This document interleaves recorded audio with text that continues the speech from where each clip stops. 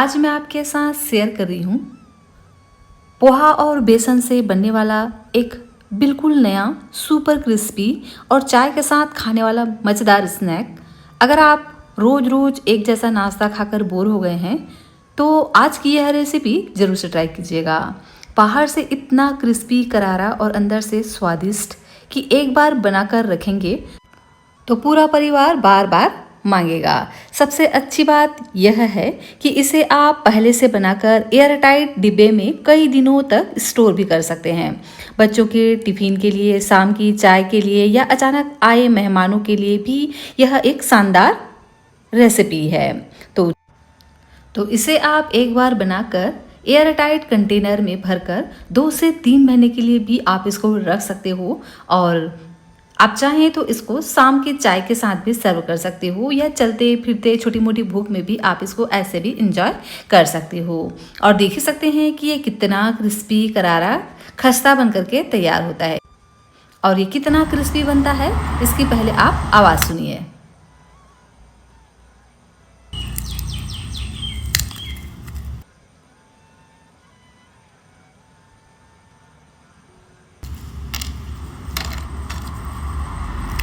है ना, बहुत ही क्रिस्पी सी है रेसिपी। तो ज़रूर से इस रेसिपी को ट्राई कीजिएगा। पोहा बेसन के यह कुरकुरे क्रैकर्स बहुत ही ज़्यादा क्रिस्पी होते हैं। तो रेसिपी अगर आपको पसंद आए तो प्लीज़ आप वीडियो को लाइक, चैनल को सब्सक्राइब ज़रूर से कर लीजिएगा और इस रेसिपी को अपने फ्रेंड्स और फैमिली में शेयर भी ज़रूर से कीजिएगा। और यह रेसिपी आप कहाँ से बैठकर देख रहे हो, कौन से स्टेट या कौन से कंट्री से, यह आप मुझे कमेंट कर ज़रूर बताना। मुझे यह जानकर के वाकई में बहुत ज़्यादा खुशी होती है कि मेरी रेसिपी को लोग कहाँ कहाँ से देख रहे हैं। तो इस रेसिपी को बनाने के लिए मैंने यहाँ पर लिया है एक कढ़ाई। इसमें हम डाल देते हैं 1 कप पानी और पानी में ऐड कर देते हैं सौंफ। तो 1 छोटे चम्मच यहाँ पर हम सौंफ ऐड करेंगे। सौंफ से ना बहुत ही बढ़िया सा इसमें फ्लेवर आएगा, तो आप इसे ज़रूर से डालना। इसी के साथ ही में ऐड कर देते हैं आधा छोटा चम्मच जीरा और इसी के साथ ही में आधा छोटा चम्मच यहाँ पर हम अजवाइन ऐड करेंगे। तो अजवाइन को हाथों से इस तरह से क्रश करके डालिएगा, इससे ना बहुत ही बढ़िया सा फ्लेवर आता है। और अब हम यहाँ पर ऐड कर देते हैं चिली फ्लेक्स। आप चाहें तो यहाँ पर हरी मिर्च को भी बारीक बारीक कट करके ऐड कर सकते हो। और अब हम यहाँ पर ऐड कर देते हैं ऑयल। तो लगभग 2 छोटे चम्मच यहाँ पर हम ऑयल का इस्तेमाल करेंगे। इसकी जगह पे आप चाहें तो घी का भी यूज़ कर सकते हो। और अब हम यहाँ पर ऐड कर देते हैं नमक। तो स्वाद अनुसार नमक ऐड करेंगे।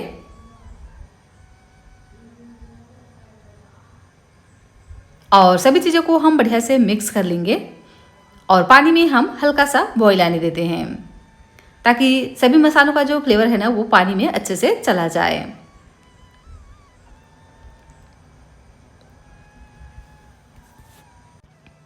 तो देख सकते हैं पानी में बढ़िया से बॉईल आ गया है, सभी मसालों का फ्लेवर पानी में बढ़िया से चला गया है। तो अभी हम क्या करेंगे, गैस की फ्लेम को बंद कर देते हैं और इस पानी को एक दूसरे बाउल में निकालकर साइड में रख देते हैं। और दोबारा से हम इसी कढ़ाई का यूज़ करने वाले हैं। तो कढ़ाई में हम डाल देते हैं बेसन। तो यहाँ मैंने आधा कप बेसन लिया है और बेसन को हम 2 मिनट के लिए भून लेते हैं।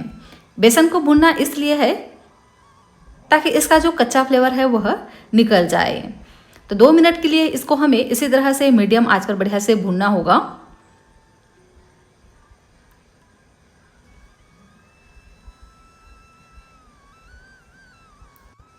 बेसन को भूनते वक्त इस बात का ध्यान रखना है कि गैस की फ्लेम को बिल्कुल भी हमें हाई नहीं करना है। मीडियम फ्लेम पे इसी तरह से कंटिन्यू चलाते हुए ही इसको हमें भूनना है ताकि ये बिल्कुल भी नीचे से जले ना। तो हल्का हल्का बस इसमें खुशबू आने लगे और हल्का सा बस इसका कलर चेंज हो जाए, इतना हमें इसको भूनना है। बहुत ज़्यादा डार्क कलर आने तक इसको बिल्कुल भी भूनने की ज़रूरत नहीं है।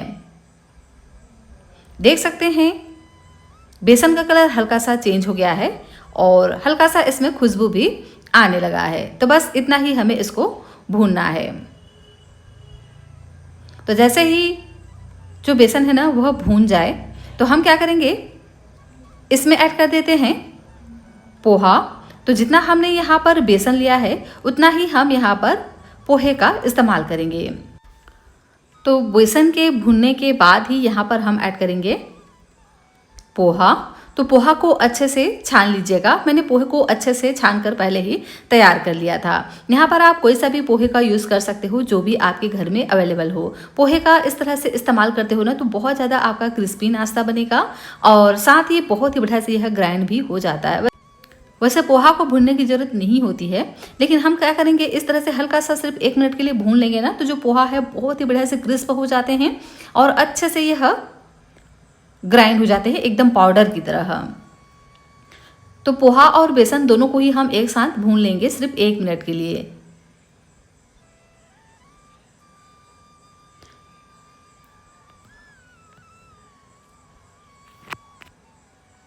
और लीजिए 1 मिनट का समय हो चुका है।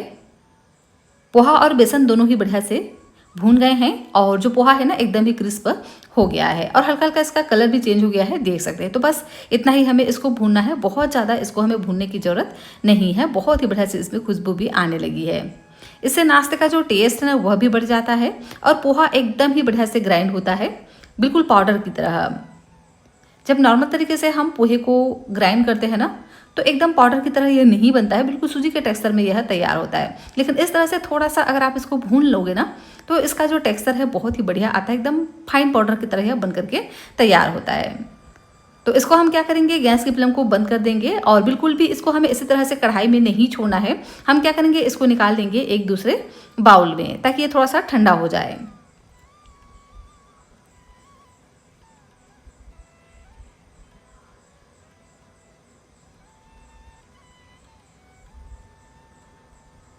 तो पोहा और बेसन 5 ही मिनट में बढ़िया से ठंडा हो जाते हैं। उसके बाद इसको हम ग्राइंड कर लेंगे।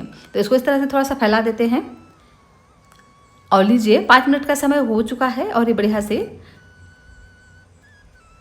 ठंडे हो गए हैं। तो आप देख सकते हैं इस तरह से अगर हम हाथों से इस तरह से मसलेंगे ना तो जो पोहा है एकदम से चूर चूर हो जाता है। तो इसी तरह से पोहा जब ठंडा हो जाए उसके बाद ही इसको हम डाल देंगे एक ग्राइंडर में।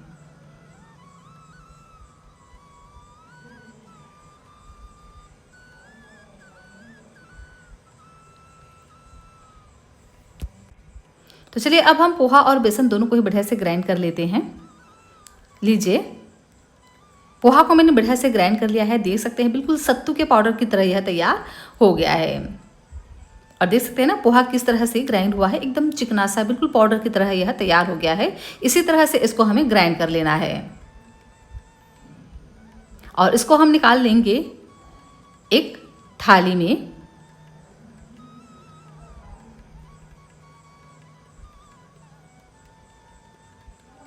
और अब हम यहाँ पर ऐड कर देते हैं सूजी। तो लगभग 2 से 3 चम्मच यहाँ पर हम सूजी इस्तेमाल करेंगे। इससे जो नाश्ता है ना और भी ज़्यादा एक्स्ट्रा क्रिस्पी बन करके तैयार होंगे। सभी चीज़ों को हम बढ़िया से मिक्स कर लेते हैं और अब हम यहाँ पर ऐड कर देते हैं तिल। तो 2 छोटे चम्मच यहाँ पर हम तिल ऐड करेंगे। मैंने यहाँ पर व्हाइट वाला तिल का इस्तेमाल किया है, आप चाहें तो यहाँ पर ब्राउन तिल भी ले सकते हैं। साथ ही ऐड कर देते हैं करी लीव्स। तो 15 से 20 यहाँ पर हम करी लीव्स को एकदम बारीक बारीक कट करके ऐड करेंगे और साथ ही में बारीक कटा हुआ हरा धनिया ऐड कर देंगे। करी लीव्स की जो क्वांटिटी है ना यहाँ पर थोड़ा ज़्यादा ही रखना है। और इसी के साथ ही में ऐड कर देते हैं चीनी। तो 2 छोटे चम्मच मैंने यहाँ पर चीनी का इस्तेमाल किया है। ये ऑप्शनल है, चाहे तो डालें, नहीं तो आप इसे स्किप कर सकते हैं, क्योंकि जो पोहा बेसन के क्रैकर्स होते हैं ना वो पतले पतले और थोड़े नमकीन से बन करके तैयार होते हैं। मैंने इसको ना एक नया ट्विस्ट दिया है और इसमें थोड़ा सा चीनी भी इस्तेमाल किया है ताकि हमारी जो रेसिपी है ना वो हल्का सा खट्टा मीठा बन करके तैयार हो, मतलब थोड़ा चटपटा बन करके तैयार हो। तो मैंने यहाँ पर सिर्फ 2 छोटे चम्मच चीनी का इस्तेमाल किया है, जिससे जो हमारी रेसिपी है ना हल्का सा मीठा बन करके तैयार होगा। अगर आपको मीठा थोड़ा सा पसंद हो तो यहाँ पर आप ऐड कीजिए चीनी को, नहीं तो आप इसे स्किप कर इस तरह से इस रेसिपी को नमकीन भी बना करके तैयार कर सकते हो। सभी चीज़ों को एक बार बढ़िया से मिक्स कर लेंगे। उसके बाद यहाँ पर हम डाल देंगे पानी, जिसे हमने पहले उबाल करके रखा था। तो थोड़ा थोड़ा करके हम पानी को डालेंगे और इसका एक सॉफ्ट सा डो तैयार करेंगे, क्योंकि पोहा फूलने के बाद ना पानी को बहुत ज़्यादा ऑब्जर्व करता है, एकदम टाइट सा हो जाता है। इसीलिए थोड़ा सॉफ्ट ही इस डो को हम लगा करके तैयार करेंगे। और सभी पानी को हमें बिल्कुल भी नहीं डालना है, थोड़ा थोड़ा करके पानी को आप डालिए और जितना ज़रूरत हो उतना यहाँ पर आप पानी का इस्तेमाल कीजिएगा। और इस तरह से एक सॉफ्ट सा डो हमें तैयार करना है। तो अच्छे से इसको हमें मसल कर इस तरह से तैयार करना है, ताकि एक सॉफ्ट और चिकना सा डो हमारा तैयार हो।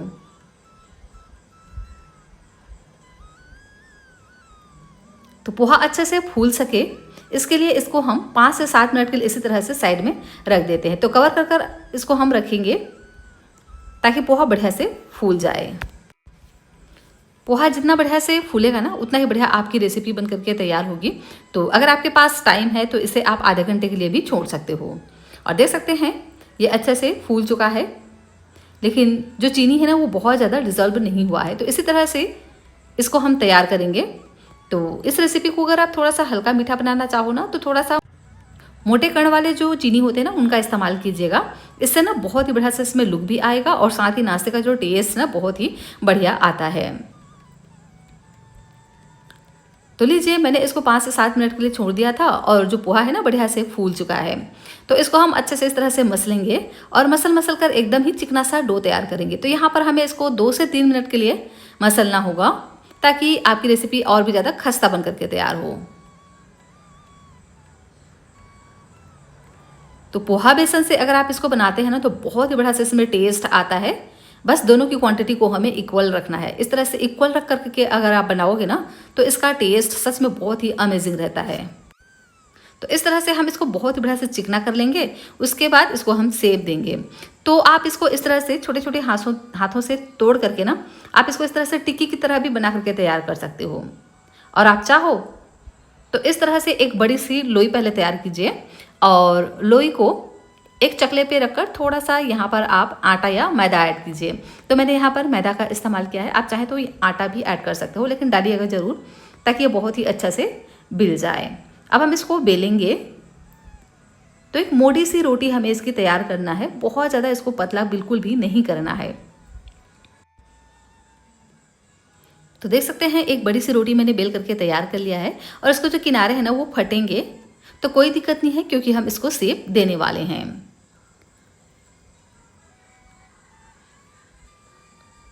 तो इस तरह से एक बड़ी सी रोटी मैंने बेल करके तैयार कर लिया है, देख सकते हैं इस तरह से। और अब हम इसको कट करेंगे। तो इस तरह से पिज़्ज़ा कटर की सहायता से इसको हम कट कर लेते हैं। तो इस तरह से जिग जैग वाला जो पिज़्ज़ा कटर होता है ना, अगर आप उसका इस्तेमाल करेंगे तो इस रेसिपी का जो लुक है और भी बहुत ही बढ़िया आता है।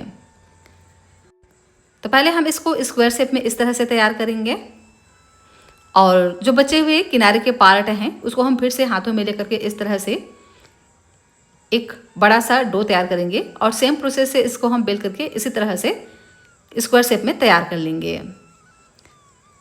तो सभी का शेप इक्वल आए इसके लिए पहले हम इस तरह से निशान लगा देते हैं और अब हम इसको कट करेंगे। तो इसको कट करने के लिए मैंने यहाँ पर इस तरह का जो डिब्बे का ढक्कन होता है ना, इसका मैंने यूज़ किया है। आप चाहें तो स्केल वगैरह का भी इस्तेमाल कर सकते हो। इससे सभी का जो शेप है ना एकदम इक्वल आएगा। तो पहले हम लंबाई में इस तरह से कट कर लेंगे और इसी तरह से अपोजिट साइड से भी पहले हम कट का निशान लगा देंगे। उसके बाद इसको हम कट करेंगे ताकि सभी का जो शेप है ना बिल्कुल इक्वल आए।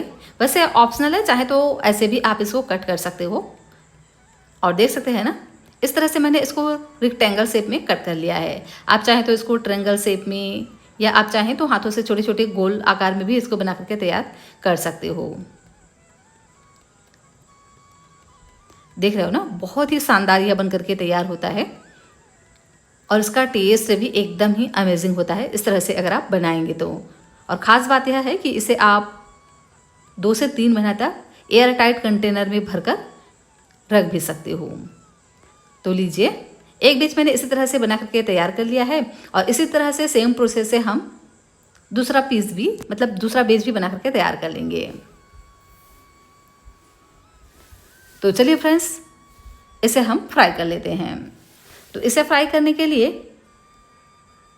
मैंने इस तरह का एक बड़ा वाला पैन लिया है। आप चाहें तो इसको कढ़ाई वगैरह में भी फ्राई कर सकते हो। इस तरह के फ्राई पैन का अगर आप यूज़ करते हो ना, तो एक साथ आप ढेर सारा भी इसमें फ्राई कर सकते हो अगर इस तरह के चौड़े बर्तन का यूज़ करते हो तो मैंने फ्यूचरा का फ्राई पैन लिया है। इसमें बिल्कुल भी चिपकता नहीं है, बहुत ही आसानी से आपकी रेसिपी तैयार हो जाती है। तो एक एक करके डाल देते हैं सभी को, मतलब एक बार में जितना आ जाए उतना हम डालेंगे, बहुत ज़्यादा नहीं डालना है। और पहले हम इसको 1 मिनट के लिए हाई फ्लेम पे फ्राई होने देंगे और ऊपर से इस तरह से चम्मच की सहायता से ऑयल को डाल देते हैं ताकि ऊपर से भी थोड़ा सा यह सेट हो जाए। उसके बाद इसका साइड को हम चेंज कर देंगे और देख सकते हैं ना, बहुत ही फूला फूला सा यह बन करके तैयार होता है। तो इसके साइड को चेंज कर कर गैस की फ्लेम को भी हम मीडियम कर देंगे और मीडियम फ्लेम पे इसको हम 3 से 4 बार अलटते पलटते हुए फ्राई करेंगे 5 से 6 मिनट के लिए। तो एक एक मिनट में आप इसको इस तरह से पलटते रहिए, जिससे आपकी रेसिपी और भी ज़्यादा खस्ता क्रिस्पी करारा बन करके तैयार होगा। और इसे 6 से 7 मिनट का समय दीजिएगा मीडियम आंच पर, ताकि ये अच्छे से क्रिस्प और करारे से हो पाएँ। और जब इस तरह से यह दोनों ही साइड से क्रिस्पी करारे से हो जाए तो उसके बाद इसको हम निकाल लेंगे। देख रहे हैं ना कि कितना मज़ेदार सा यह नाश्ता हमारा बन करके तैयार हुआ है। बहुत ही बढ़िया सा, एकदम प्यारा सा इसमें कलर आ गया है। तो उसके बाद इसको हम निकाल लेंगे इस तरह एक स्पाइडर वाली छलनी की सहायता से। और इसी तरह से बाकी बचे हुए सभी पीसेस को हम ऐड कर देंगे और इसी तरह से दूसरे बेच को भी हम फ्राई कर लेंगे। 1 मिनट के लिए हाई फ्लेम पे फ्राई करेंगे। उसके बाद गैस की फ्लेम को मीडियम कर कर अच्छे से 3 से 4 बार अलटते पलटते हुए 5 से 6 मिनट के लिए फ्राई करेंगे ताकि ये अच्छे से क्रिस्प हो सकें। अगर आप इसे डीप फ्राई करेंगे ना तो ये और भी ज़्यादा क्रिस्पी करारे बन करके तैयार होते हैं। मैंने इसको सेलो फ्राई किया है और इसी तरह से दूसरा बेच भी जब बढ़िया से फ्राई हो जाए तो उसके बाद इसको हम निकाल लेंगे। लीजिए, बहुत ही मज़ेदार सा क्रैकर्स हमारा बन करके तैयार हो गया है। देख सकते हैं यह जो पोहा बेसन का क्रैकर्स है ना, बहुत ज़्यादा ना तो मीठा है और ना बहुत ज़्यादा नमकीन है और ना बहुत ज़्यादा तीखा है। बिल्कुल बैलेंस में यह बन करके तैयार हुआ है। खाने में इतना टेस्टी है कि बच्चे तो इस पर टूट ही पड़ेंगे। और सबसे बढ़िया बात कि घर में बहुत ही हाइजेनिक तरीके से बन करके तैयार होता है और इसे आप लंबे समय तक स्टोर भी कर पाएंगे। चलते फिरते इसको आप ऐसे भी इंजॉय कर सकते हो, चाय के साथ या बच्चों के टिफ़िन के लिए भी बहुत ही मज़ेदार यह रेसिपी है। तो ज़रूर से एक बार आप इस रेसिपी को ट्राई कीजिएगा। बेसन के कारण इसका जो टेस्ट है ना, एकदम ही अमेजिंग रहता है। तो इस तरह से आज तक आपने कभी भी रेसिपी ट्राई नहीं की होगी, तो एक बार आप इस रेसिपी को ज़रूर से ट्राई करना। सच में यह रेसिपी आपको और आपके पूरे परिवार को बहुत ज़्यादा पसंद आएगा। तो बस एक बार बनाइए और एयर टाइट कंटेनर में भरकर महीने 2 महीने तक आप इसको आराम से एंजॉय कर पाओगे। तो ज़रूर से एक बार आप ट्राई करना, रेसिपी आपको बहुत ज़्यादा पसंद आएगी। रेसिपी अगर आपको आई हो पसंद तो प्लीज़ वीडियो को कर दीजिएगा लाइक, चैनल को कर दीजिएगा सब्सक्राइब।